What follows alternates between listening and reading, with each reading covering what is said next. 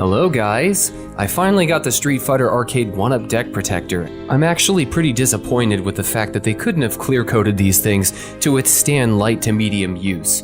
So today we're going to be installing the deck protector, and I'm going to be sharing my general thoughts and opinion on if they have done enough to fix this horrendous issue.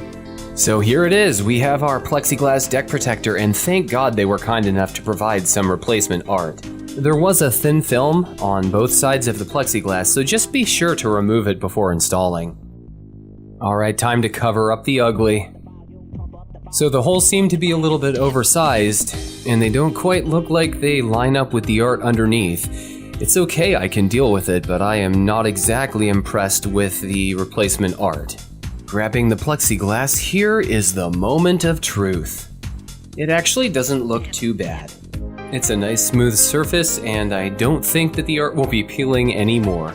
We just need to add our screws, and that should be it. I did have to play with the deck protector a little bit off camera, but once you get the position just right, it seems to do its job rather well.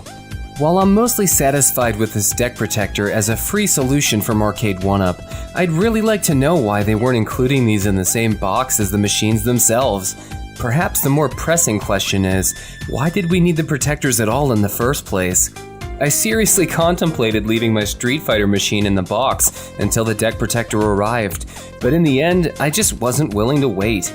If you have an Arcade1up machine, please let me know how you feel about their customer service, or how your machine held up while waiting for your deck protector.